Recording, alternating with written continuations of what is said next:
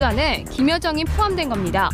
북한에서 김씨 일가가 남쪽 땅을 밟는 것은 분단 이후 이번이 처음입니다.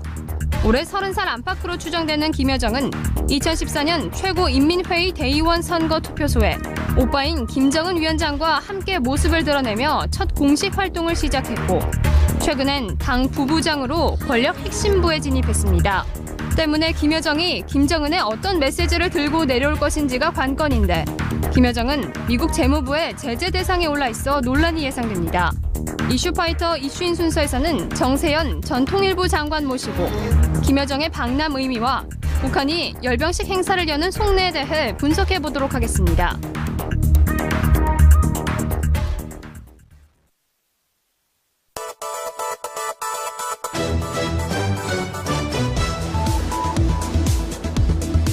내일이죠.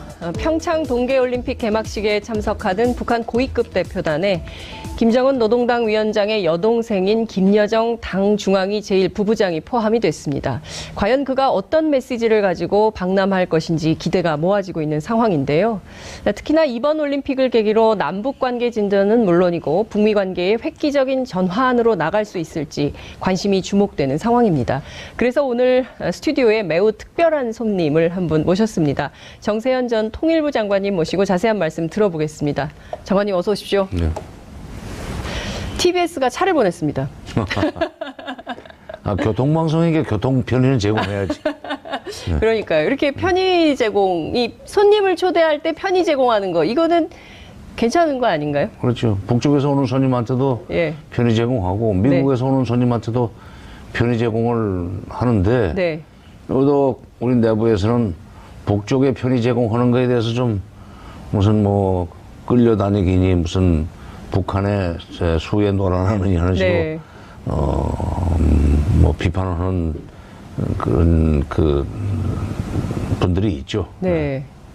알겠습니다. 편의 제공. 손님을 모실 때 편의 제공은 당연히 해야 된다. 이런 말씀 주셨습니다. 시청자 여러분들께서는 어떻게 생각하십니까? 샵 5400으로 문자 보내주시고요. TBS 앱으로 다양한 의견 보내주시면 좋겠습니다. 지금 현재 유튜브, 페이스북 라이브 모두 열려 있습니다. 주변에 많이 알리시고요. 좋아요, 구독하기 힘을 주시기 바랍니다.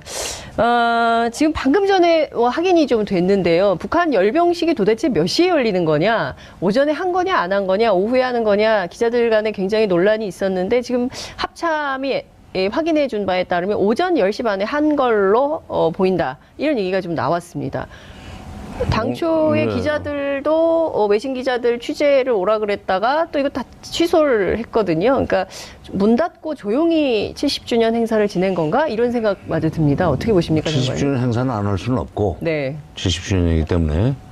근데 밖에서 평창 올림픽에 재뿌리는 거 아니냐는 식의 이제 여러 가지 비판이 많이 나오는 걸 의식한 것 같아요. 네. 그러니까 외신 기자들이 와서 그냥 그대로 있는 그대로 생중계하는 것보다는 네. 자기들이 대내 행사 치르고 아마 편집을 해서 좀 일정한 시간이 지난 뒤에 공개를 하지 않겠는가 하는 생각입니다. 네. 네. 그래서 원래는 사실은 오늘 오전에 기자들이 저한테 오늘 북한의 조선중앙TV에 네. 뭐 일정 뭐라고 합니까? 중계표. 편성표. 편성표를 좀 보내왔어요. 네. 그런 자료 제공을 하고 나중에 이제 뭐 인터뷰에서 좀 멘트도 따고 예, 인터뷰에서 우위를 들고. 점하려고 그랬겠지. 근데 예. 그걸로 봐서는 사실은 오후 3시부터 5시까지가 비어 있었어요. 아, 편성표예요? 네. 예. 그냥 일단 좀 말은 된다. 왜냐면은 평양도 지금 추울 겁니다. 그렇겠죠. 서울이 이럴진데. 네. 그래서 이게 3시부터 5시까지 하면은 조금 오전보다는 덜 추울 테니까. 네. 뭐 그렇게 하려고 하는 거 아닌가 하는 생각을 했었는데. 네. 지금 아까 네, 10시 합참. 30분, 네. 합참에서 10시 30분에 했다고 지금 발표를 했다 이거죠. 그러면 네. 합참의 정보가 지금 실시간 정보라고 봐야 되고. 네. 그러면은 중앙TV 편성표 바꾸는 거야? 그건 뭐 예. 간단하죠, 뭐. 예. 그러니까 오전 10시 30분부터 했다면 한 거고. 네. 지금 아직 화면이 공개가 안 되고 그렇습니다. 있어서 알 수는 없지만 몇 시간 있다 나오겠네요. 네. 그 신형 무기들, 특히 이제 ICBM 같은 것을 막 보여주면서 대내외적으로 본인들이 핵 기량이 얼마나 센지 보여주는 이른바 체제 선전장으로 쓸 거다. 뭐 이런 국내 보수 언론의 보도가 있었는데요. 근데 그렇게 그 이번에 예고 방송을 하면서 네. 쓰는 용어들에 보면은 이 핵무장이니 핵무력이라는 말들을 그렇게 심하게 많이 안 쓴 것 같아요. 북한에서요. 뭐 혁명무력이니 무슨 뭐 혁명무력이라는 것은 사실은 그게 항일 투쟁할 때 얘기 비슷한 건데. 네. 그러니까 핵무력, 핵무장, 무슨 국가 핵무력 완성 같은 그런 그 용어를 될 수 있으면은 적게 쓰고 안 쓰려고 한다는 것 자체가 네. 상당히 그 국제사회의 대북 시선을 네. 많이 의식한 그런 결과라고 봅니다. 그렇군요. 지난번에 뉴스공장 출연하셔서 이제 70주년 꺾이는 해가 굉장히 중요하기 때문에 자기들 잔치 먼저 하고, 그러니까 이웃집에 잔치 오기 전에 자기 집 칠순잔치 먼저 하고 오는 격이다. 이제 이런 분석 해주셨어요. 예. 원래 북한의 건군절이 48년 2월 8일이었습니다. 예. 2월 8일 날 건군절 쭉 그 지켜오다가, 그러니까 그때도 그러니까 48년 2월 8일이 건군절이기 때문에 58년 2월 8일은 10주년 행사 크게 했을 거고, 네. 그런 식으로 하다가 이제 78년이 되면서 네. 어떻게 보면 건군절 30주년이 되는 해에 갑자기 그것을 4월 25일로 바꿨어요. 그때 이제 김정일 비서가 사실은 공식적으로는 후계자가 아니죠. 공식적으로는 최고 권력자가 안 됐지만은 네. 내막적으로 다 후계가 결정돼 있었기 때문에 모든 걸 좌지우지할 때입니다. 네. 그때 그 갑자기 4월 25일이라는 건 1932년 4월 25일 네. 당시 21살짜리였던 김일성이 그다음에 뭐 김성주죠. 예. 항일 빨산 유격대. 그 항일 유격대를 그러니까 조직했다고 하는 날이 4월 25일이래요. 네. 그거를 이제 부각시키는 것은 저희 항일 혁명 전통을 부각시켜 가지고 뭐 백두혈통. 네. 그래서 김정일이 후계자가 되는 것을 당연한 걸로 받아들이도록 만들기 위한 일종의 계산된 결정이었죠. 예. 그러다가 내가 알기로는 2015년까지는 4월 25일 날 건군절 행사를 했어요. 네. 그리고 평양 시내에 그 4.25 문화회관이라는 게 있습니다. 아, 그전에 게 평양시내요? 28 문화회관이에요. 아. 2007년, 문화회관, 예. 2007년에 노무현 대통령이 정상회담을 위해서 방북을 했을 때, 예. 그 4.25 문화회관 앞에 이제 빨간 카페트를 깔아놓고, 그 김정일 위원장이 노무현 대통령을 영접을 했습니다. 아하. 그때 이제, 다 그 수행원들하고 악수를 하는데, 김장수 국방장관은 군인이기 때문에 뻣뻣하게 서서 예, 인사를 했고, 꼿꼿장수. 원래 그 체형이 꼿꼿한데 뭐, 예. 김만복 국정원장이 그 두 손으로 악수하는 장면을 찍어가지고, 예. 비굴하다 무슨 비판을 많이 했지만, 네. 그게 4.25 문화회관이었었어요. 근데 이번에 아마 바뀌었겠네요. 2015년에 바꿨으니까 네. 김정은으로 들어오면서 네. 김정은 시대로 완전히 바뀌면서 이제 다시 아버지 시대를 뛰어넘어서 거꾸로 할아버지 시대로 지금 다시 이 전통을 네.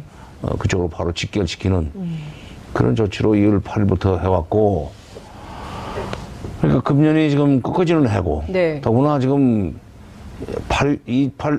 평창 올림픽에 참가하기로 한 것은 북한이 작년 말 금년 초입니다. 네. 신년사에서 그렇죠. 나온 거 아니에요? 신년사에서 나온 거죠. 근데 지금 그 국정원에서 국회 정보위원회도 보고를 했지만 네. 12월 초부터 예. 미림 비행장에서 그 열병식 준비를 훈련을 했었다는 거 아니에요? 네. 그러니까 그거는 금년 2월 달 그거는 하는 거는 이미 결정이 돼 있어 가지고 12월 초부터 훈련을 해왔고, 이미, 예. 그다음에 평창 올림픽에 2월 9일 날 평창 올림픽 개막식에도 참석하기로 한 것은 작년 말 금년 초일이기 때문에 네.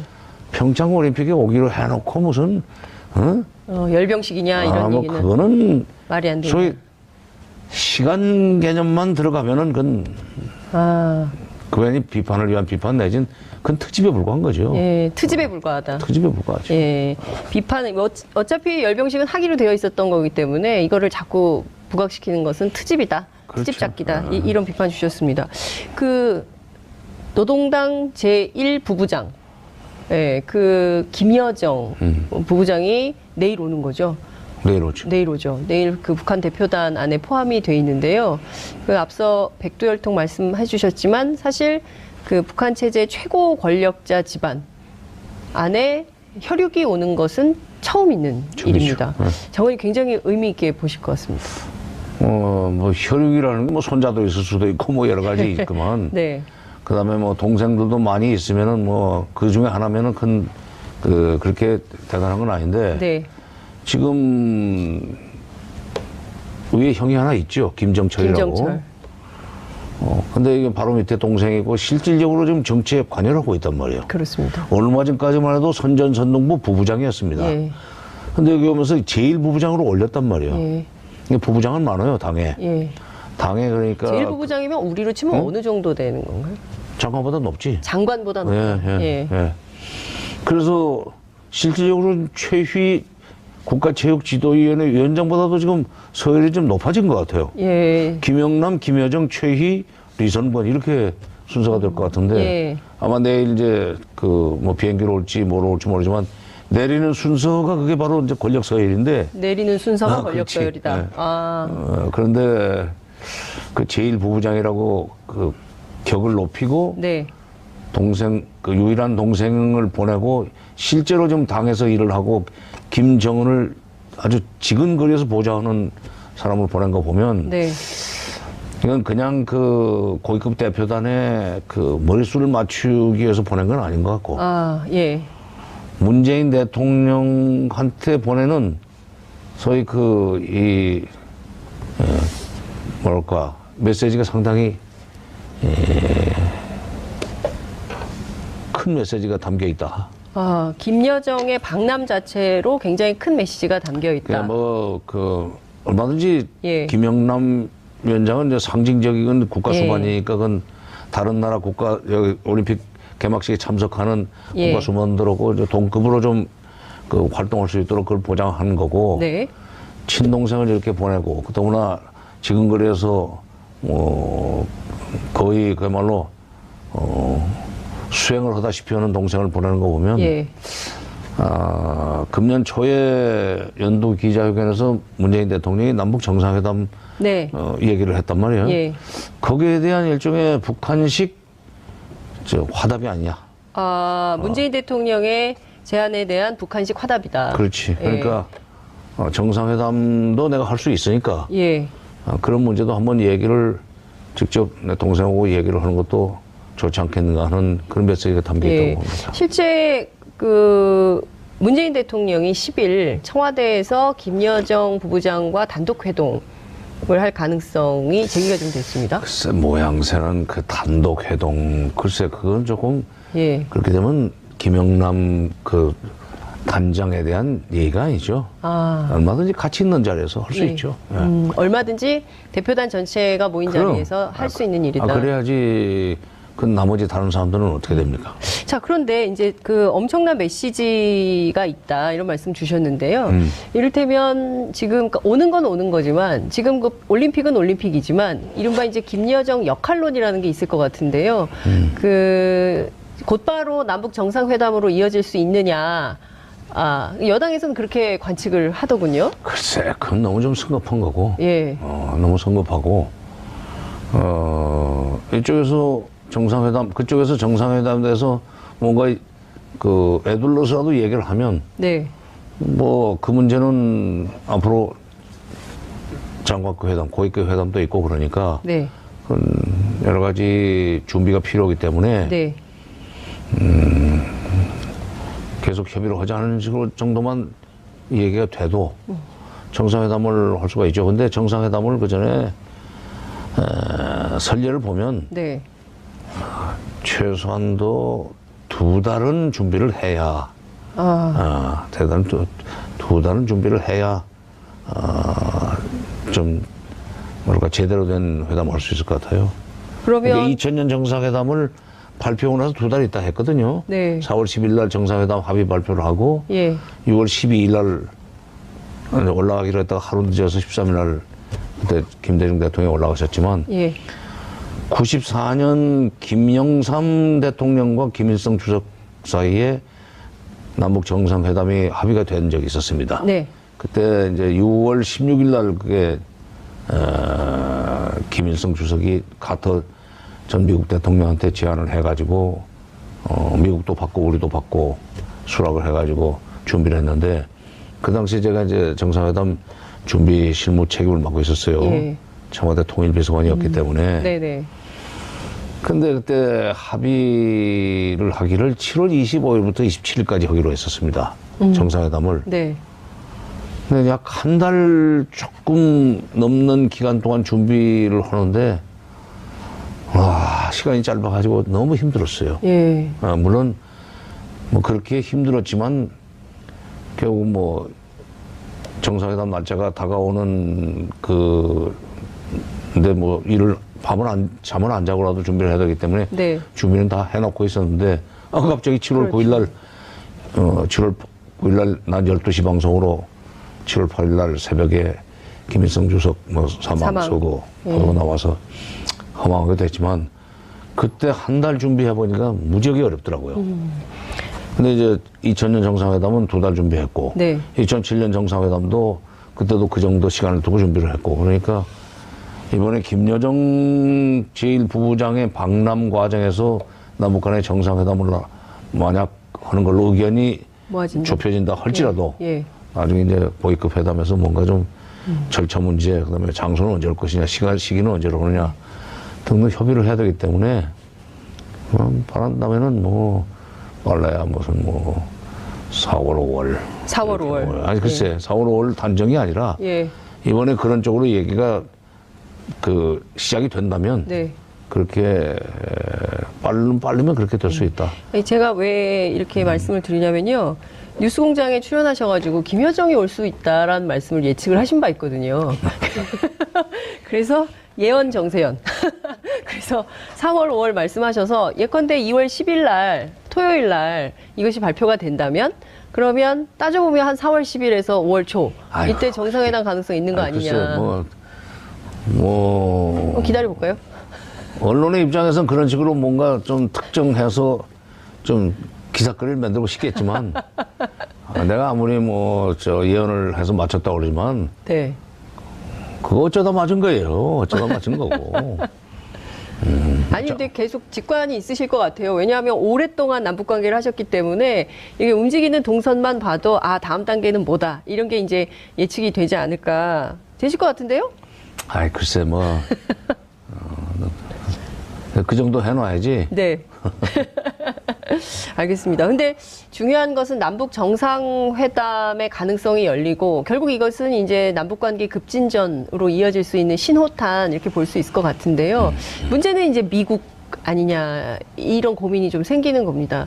미국, 일본 그러니까 그 주변국들이 좀 도와줘야 남북관계가 훨씬 더 빨리 쉽게 풀릴 수 있는데 지금 미국의 태도가 마이크 펜스 부통령이 오기 전부터 사실 북한 인권 문제 그리고 우리는 전략적 인내가 끝났다는 거를 말을 하려고 오는 거다. 뭐 테이프 커팅하는데 서지 않을 거다. 막 이런 얘기들을 하고 있거든요. 이 시그널은 어떻게 분석하십니까? 글쎄 펜스 부통령의 이 소위 언사가 네. 조금 이 불길하기는 했었어요. 네. 그런데 시간이 흐르면서 말이 조금씩 부드러워지고 바뀌고 있어요. 그러니까 처음에는 국내 정치적 계산을 많이 했던 것 같고, 펜스 부통령과 예. 트럼프 미국 안에. 대통령이. 예. 그런데 북한이 저렇게 적극적으로 나오는데 네. 이게 북핵 문제를 푸는 데 있어서 그동안에 미국 주도의 압박과 제재를 좀 오랫동안 해봤지만 솔직히 말해서 별로 성과를 못 냈어요. 북한이 손을 안 들었어 지금. 네. 그러면 압박과 제재로는 북한의 태도 변화를 유도할 수 없다는 것을 지금 말은 못하지만 내막적으로 그쪽으로 의견이 모아지고 있으리라고 나는 봅니다. 네. 그렇다면은 한국 정부가 나서서 남북 대화를 잘 해가지고 특히 정상회담까지 해가지고 미국 대화 내지는 뭐 그 미국 핵 협상이 가능한 그런 상을 차려준다고 해도 그 거절 필요는 없는 거지. 응? 예. 어쨌건 미국 미국으로서는 입장에서 보자면, 그렇죠. 미국으로서는 누가 차려주는 상이 됐건 간에 예. 자기들이 압박과 제재로 상을 차렸건 간에 예. 차렸건 또는 한국 정부가 나서 가지고 미국과 북한이 만날 수 있는 겸상을 차려주건 간에 북핵 네. 문제를 풀 수 있는 어떤 이 이니시어티브를 장악할 수 있으면 네. 트럼프 대통령은 나쁘지 않다 이거야. 아. 그러니까 4일날 그 문 대통령이 이제 남북 간의 그 대화를 그 합의하고 고위급 네. 회담 합의를 하고 예. 전화하지 않았어요. 예. 그랬더니 남북 대화 100% 지지한다. 그렇습니다. 트럼프 그다음에 김정은과 대통령이. 만날 수도 있다는 얘기 또 했고 예. 10일날 그러니까 9일날 그 고위급 회담 조명균 장관하고 리성건 예. 위원장이 만난 거기 그 회담 후에도 10일날 통화했을 때 예. 그 남북 대화가 지속되는 동안은 미국의 대북 군사적 행동은 없다는 것을 그들에게 알려주라. 네. 그런 얘기까지 했단 말이에요. 네. 그러니까 그렇게 해서 남북 대화의 모멘텀이 이어져서 그걸 통해 가지고 핵 문제 해결의 어떤 단초가 열리면은 나쁠 거 없다는 판단을 했기 때문에 아마 떠나기 직전에 트럼프 대통령하고 펜스 부통령이 만나가지고 너무 세게 얘기해가지고 한국 정부나 북한 정부가 그 북한 정부의 퇴로를 막지 마라. 네. 뭐 만나자고 만나줄 수도 있는 거고 네. 또 그렇게 해서 직접 대화의 어떤 그 단서가 마련되면 네. 나쁘지 않다고 본다. 그렇기 때문에 두고 보자는 식으로 말이 바뀐 것 같아요. 응? 만날 용의가 있느냐? 예. 그러니까 뭐 두고 보자. 그건 없지만 만날 용의가 아니 두고 보자 했고 예. tillerson 국무장관도 무슨 일이 일어날지 모른다. 뭐 두고 예. 보자 했고 예. 오늘 오전에 북한의 외교부 외무성에서 또 성명이 나왔다 그러는데 네. 우리는 뭐 미국하고 꼭 만날 대화를 할 생각이 필요는 없다고 없다. 생각한다 예. 그러는데 그거는 자기네들이 먼저 구걸하는 식으로 만날 생각은 없다. 아. 그런데 체면 때문에 그런 건가요? 그렇죠. 북한의 체면. 북한이 체면을 얼마나 따집니까? 예. 어떻게 보면은 사실상 약자기 때문에 이렇게 체면을 따져요. 그래서 뭐 우리가 저기 그 분위기를 조성해주거나 다리를 놔주면은 네. 뭐 펜스 대통령이 뭐 도망갈 것까지는 없지. 그렇게 해서 근데 중요한 건 여기서 바로 김여정과 펜스 부통령 사이에 무슨 얘기가 되거나 네. 김영남 위원장과 펜스 부통령 사이에 뭐 밀도 있는 또 심도 깊은 그런 대화가 시작되는 건 아니고 네. 그 정도 인사 외교하고 네. 그 이후에 남북 대화를 통해서 미국과 북한이 만날 수 있는 그런 이제 뭐 여건 조성 같은 것을 해나가는 것을 미국이 뭐 받아들일 수도 있지 않겠는가. 근데 이제 일본에 먼저 가지 않았습니까? 펜스 부통령이 이제 알래스카에서 비행기 출발하기 전에는 좀 뭐 지켜보자 이렇게 기자들의 질문에 답을 했는데 일본에 가가지고는 또 뭐라고 얘기를 했냐면은 그 북한이 되돌이킬 수 없는 수준의 비핵화를 할 때까지 경제 제재를 계속할 거다. 북한에 대한 압박은 계속된다. 이 얘기를 또 했거든요. 아베하고 만난 다음에요. 그러니까 이게 지금 계속 입장이 왔다 갔다. 물론 이제 틸러슨 장관은 계속 이게 수미일관하게 그 남북 대화의 중요성을 강조하는 반면 펜스는 이 말했다 저 말했다 좀 그래서 이게 좀 아니요. 그건 나는 그렇진 크게 그 뭐 의미를 두지 않는 것이 네. 최대 압박과 관여라고 하는 것은 미국의 대북 정책입니다. 네. 작년 4월 26일 날 발표한 소위 그 산부장관, 네. 국무장관, 국방장관, 국가정보국 예. 국장, 산부장관이 공동으로 발표한 그 대북 정책이 최대 압박과 관여인데 네. 바로 그 얘기는 그 이하도 그 이상도 아니에요. 그 원론적인 얘기야. 네. 지금 와가지고 뭐 북한이 북한 대표단을 만나기도 전에 네. 이번에 만나면은 우리가 정책을 바꾸려고 했다는 얘기는 미리 뭐로 해요? 만나가지고 얘기가 잘 되면은 그건 그 원칙은 변함이 없으나 네. 일단 북한의 태도 변화가 지금 감지되기 때문에 예. 우리가 뭐 회담을 뭐 피해갈 필요는 없다. 아하. 이렇게 해보고 그다음에 계속 이렇게 압박과 제재를 계속 할 것인지 예. 아니면 이제는 본격적으로 대화로 문제를 풀 것인지는 주변국들하고 좀 협의를 해가면서 그 결정할 것이다 하는 식으로 얘기를 하겠죠. 네. 그러니까 그 뭐 일본에 가가지고 뭐 그 아베 총리가 절대로 대화 국면으로 가지 말고 네. 이 올림픽 끝나면 바로 무슨 한미연합훈련 재개하자 네. 하는 식으로 얘기를 했다 하더라도 예. 결정은 트럼프 대통령이 하는 거예요. 결정. 그 트럼프 대통령이 미국의 국가이기라는 입장에서 또는 국제 평화의 수호자라고 하는 미국의 위치에 걸맞는 그런 어떤 정책 변화 결정은 미국이 하는 거예요. 워싱턴에서 결정하는 거니까 그거 그렇게 뭐 아베 만나고 오는 거 그렇게 겁날 거 없어요. 아베가 할 말은 뻔해요. 그 사람은 한반도에 좀 불안이 계속돼야. 네. 그래서 또 뭐 민방위 훈련 계속 할 수 있어야. 예. 자꾸 하잖아요. 지금 그렇죠. 뭐 미사일 발사에 대비한 예. 뭐 민방위 훈련 예. 여기저기서 하잖아요. 그거 다 지금 뭐 이 평화헌법 구조 그거 고칠 수 있는 분위기, 사회 분위기 조성하려고 하는 짓인데. 네. 그러니까 아베 계산이 있겠죠. 아베 계산이 있겠지만 그러나 미국의 계산은 또 다를 수 있으니까. 네. 우리가 이제 어차피 북핵 문제는 미국이 결심하면은 대화 보면은 넘어가는 거고 네. 미국이 그게 아니다 하면은 계속 압박과 제재 국면으로 나갈 수밖에 없는데 네. 그건 좀 며칠 좀 기다려 봅시다. 네. 자, 북한이 김영남 위원장은 발표를 하고 그 밑에 누가 같이 올지는 공개를 안 하다가 미국에서 이방카가 온다는 보도가 나온 다음에 그 3명 명단을 발표한 거예요. 그래서 혹여 평창에서 이방카와 김여정의 만남 여기에서 뭐 혹시 또 다른 진전 가능성? 그 이방카는 폐회식에 온다는 거 아니에요? 폐회식에 온다는 개막식에. 거죠. 예. 처음에는 뭐 개막식에 올 것처럼 개막식 올 했었죠. 것처럼 하다가 예. 근데 그 이방카가 올 것처럼 뭐 얘기가 나오니까 거기에 이제 그 소위 카운터 파트로서 네. 김여정을 보낼 수도 있다 하는 얘기들이 처음에는 그냥 말하자면 가능성의 차원에서 가능성 희망적 관측 차원에서 얘기가 나왔었는데 네.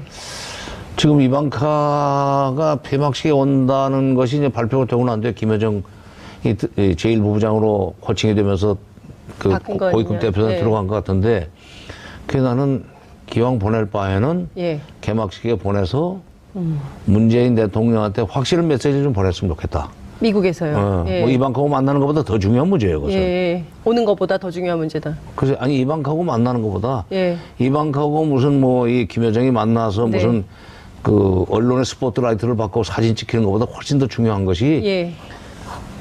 이번 기회에 그 남북 관계를 확실하게 올림픽 이후에도 그러니까 남북 네. 관계를 확실하게 안정적으로 그 관리해 나가자 하는 그런 메시지를 보내려면 개막식에 보내야죠. 근데 폐막식에 온다 그래서. 아니 이방카 개막식 그건 다녀가는 거고. 예. 이방카는 개막식 오는 거 아니에요, 이방카. 아니 저 폐막식에 오죠. 폐막식에. 그러니까 예. 이방카하고 만나는 건 의미 없어요. 의미가 없다. 예. 그 펜스와 김영남 위원장이 만나서 인사외교 정도로 하고 그리고 다른 트랙에서 뭔가 면담 추진이 있으면 좋겠지만 그것을 해야 되는 역할은 역시 한국 정부의 역할. 그러니까 그렇죠. 미국에서 어떤 메시지 그리고 북한에서 어떤 메시지가 오는지 그래서 북한의 입장을 미국에 전달하고 미국의 입장을 북한에 전달하면서 양자가 좀 조율해서 만날 수 있도록 하는 건 우리 정부의 역할이 아닌가 싶은데요. 당연히 우리가 해야죠. 예. 그거 대행해 줄 나라는 아무 데도 없어요. 중국도 못하고 네. 뭐 러시아가 해줄 것도 아니고 일본은 지금 될 수 있으면 긴장이 고조되기를 바라는 나라기 때문에 거기다 뭐 기대할 것도 없고 일본에 기대할 것이 뭐 없다. 그런 거 없어요. 졸개라고. 아니 그래서 그런 건 고단어만 아니죠. 떼놨는데 전체 네. 문맥을 보면은 네. 그렇게 나쁜 말이 아니에요. 뭐 일본말로 하면은 무슨 뭐 오야봉 앞에서 그냥 막 큰 소리 치는 꼬봉이지. 근데 오야봉 앞에서 큰 소리 치는 꼬봉이다. 나쁜 말은 아닌데. 네. 아베가 그러면 미국 앞에서 하는 꼬봉 이런 건가요?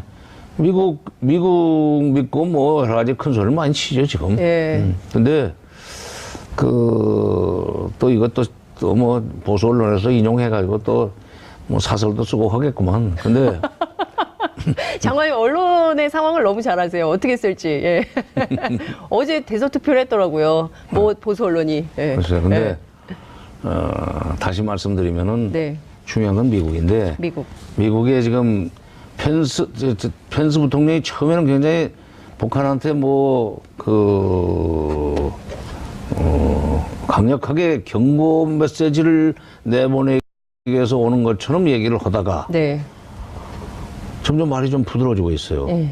그다음에 기자들이 북한하고 만날 거냐라는 질문을 하니까 뭐 네. 두고 보자 그러고. 그러니까 두고 보자는 얘기는 뭐 분위기라든지 여건이 좀 바뀌어 가지고 네. 뭐 만나자고 하거나 또는 만날 수밖에 없는 상황이 되면은 만날 수도 있지 않느냐는 얘기죠. 그 가능성을 열어놓는 거지. 틸러슨 국무장관도 그 비슷한 얘기를 했고 네. 아마도 떠나기 직전에 구수회의를 통해서 네. 너무 그렇게 북한을 몰아붙이지 마라. 이번에 어떻게 보면은 미국이 지금 그 동북아시아의 국제정치의 헤게모니를 강화시켜 나갈 수 있는 찬스가 올 수도 있다. 북핵 문제 해결의 어떤 이 모멘텀을 네. 만들 수도 있으니까 처음부터 그 가능성을 자르지 마라. 그게 현명하지 않겠느냐. 예.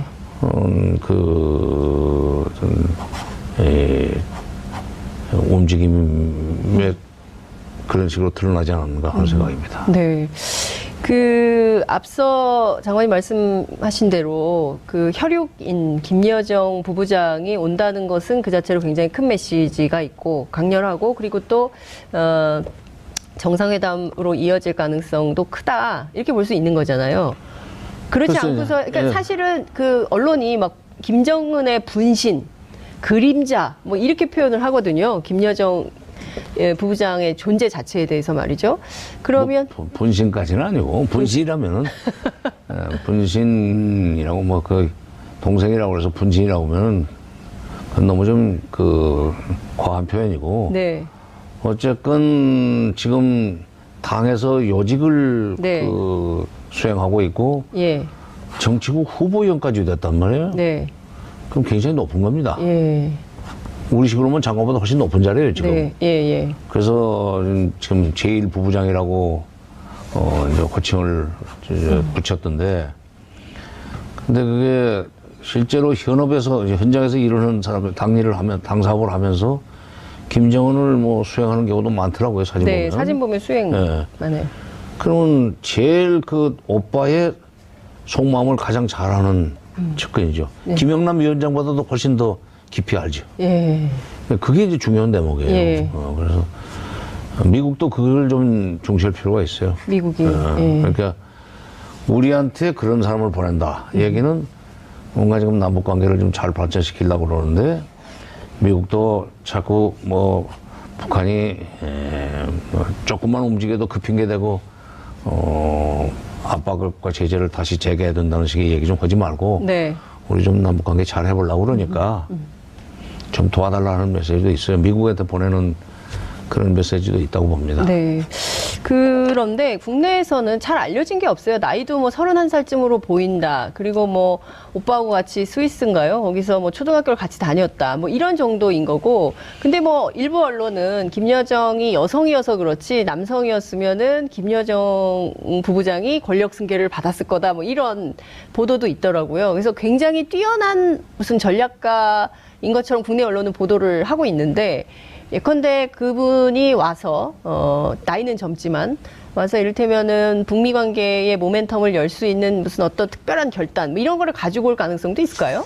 글쎄 일부 오늘 언론에서는 뭐 무슨 뭐 결단력도 있고 무슨 뭐 네. 능력이 탁월하다 하는 얘기들을 하는데 네. 뭐 내가 현장에서 확인 못했으니까 뭐 알 수는 없고 네. 권력이라는 게 그리고 능력에 의해서 이제 권력을 계단 밟아서 올라가서 네. 결정권을 가지는 사람도 있지만 혈통 때문에 결정권 가지고 있는 사람도 많지 않습니까? 네. 그렇죠. 우리나라에도 있잖아요. 아니, 뭐 그룹. 북한의 세습은 문제를 삼으면서 네. 우리 그 경제계의 세습은 또 세습은 문제를 또 안 문제를 삼아. 안 삼아요. 똑같이 3대 세습인데. 근데 이렇게 보면은 그 혈통 때문에 그 자리에 갈 수 있었고 갈 수밖에 없었던 사람은 그냥 그 처음부터 타고난 건 아니지만 네. 그 자리 때문에 예. 상당한 정도의 능력이 뒤에 붙는 것 같더라고요. 일을 하다 보면 몸이 배서. 그러니까 나이는 아마 오빠보다 한 30살 아래이겠죠. 네.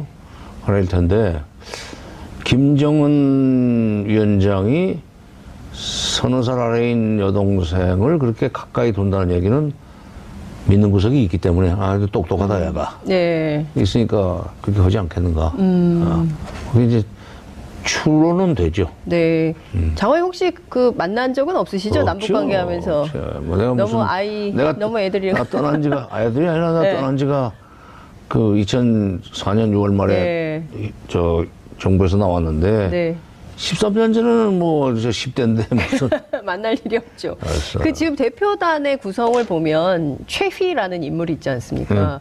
이게 그 김일성 시대에 굉장히 그 인정받았던 건설상의 아들이다 이런 얘기가 있어요. 그래서 그 사람의 역할이 체육계의 무슨 지도자 이렇게 되어 있지만 꼭 그 역할뿐만 아니라 당 내부에서 북한 정치 내부에서 굉장히 큰 역할을 한다 뭐 이런 보도도 있더라고요. 국가체육지도위원회 위원장이라는 자리가 네, 단순한 체육위원이 하는 자리가 아니고 네, 정치적인 의미가 큰 자리입니다. 요즘 요 직전에 국가체육지도위원회 위원장은 최룡해예요. 최룡해. 그 사람이 뭐 조직지도부장 쪽으로 옮겨가면서 좀 물려준 것 같은데 네.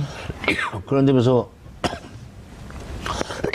아이고 사례가 들려가지고. 물을 한 잔 드실까요? 네, 네. 그러니까요. 지금 뭐 많은 분들께서 질문도 보내주고 계시는데요. 비핵화 평화 통일을 위해 한국, 북한, 미국, 중국 등 정상들이 만나야 됩니다. 큰 상을 차려서 북한, 미국 간 담판해줘야 됩니다. 뭐 이런 의견도 막 들어오고 있습니다. 괜찮아지셨습니까, 장관님? 네, 말씀을 이어서. 이게 한술법에 배부를 수 있습니까? 순서대로 해야지. 순서대로. 네. 남북 정상 한다면 남북 정상회담부터 뭐 준비를 해가지고 네. 그러고 난 뒤에 미국과 북한이 심도 있는 대화를 할 수 있도록 기회를 만들고 네. 그러면서 이제 그 미국 간에 어느 정도 접점이 생기고 큰 그림이 그려지면 네. 그걸 가지고 육자회담이든지 이걸 시작하는 그런 순서로 넘어가야지. 네. 아이고. 아무리 북핵 문제 해결이 시급한 과제라 할지라도 네.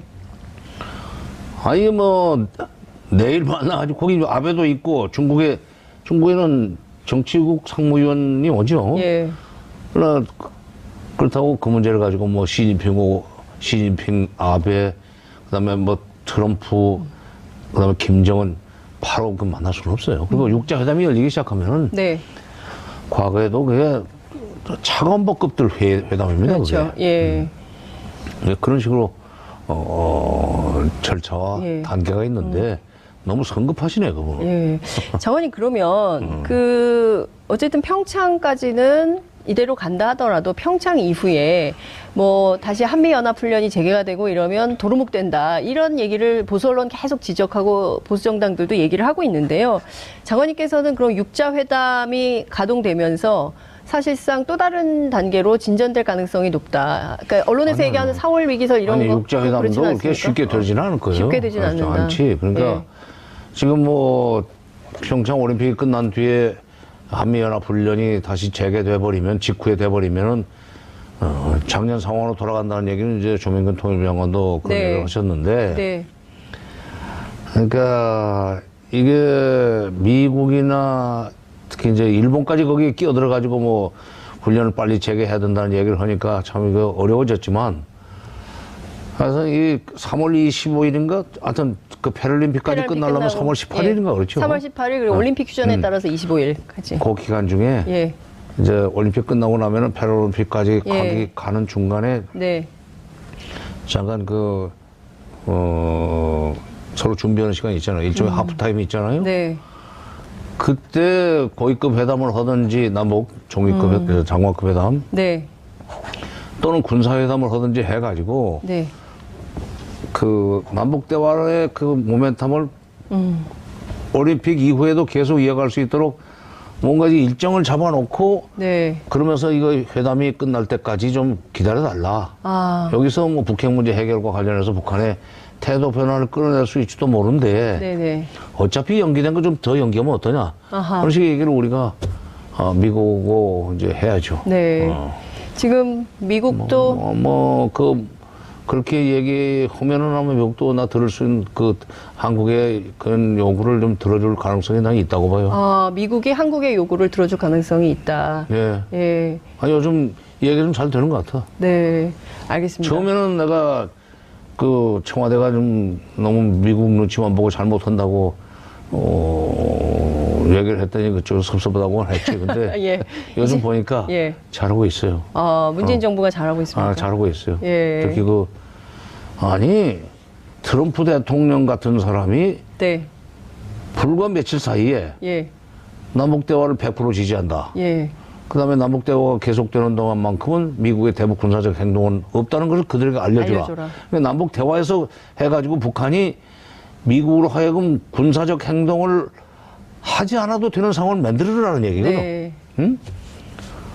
한국 정부한테 잘해봐라 하는 얘기예요. 예. 그거는 트럼프 대통령이 갑자기 어느 날 무슨 별 생각 없이 불쑥한 얘기가 아니고 문재인 대통령과 그 주변에 있는 참모들이 미국의 그 지도부를 꾸준히 설득을 해서 네. 그렇게 됐다고 봐야죠. 그래서 요즘은 잘한 것 같아서 내가 한때는 문재인 정부가 좀 제대로 못 가고 있다고 비판도 했는데 요즘 네. 잘 가고 있다고 내가 얘기를 하고 있어요. 알겠습니다. 하여튼 장관님 오늘 저희가 모셔서 너무 좋은 말씀 들어서 감사하고요.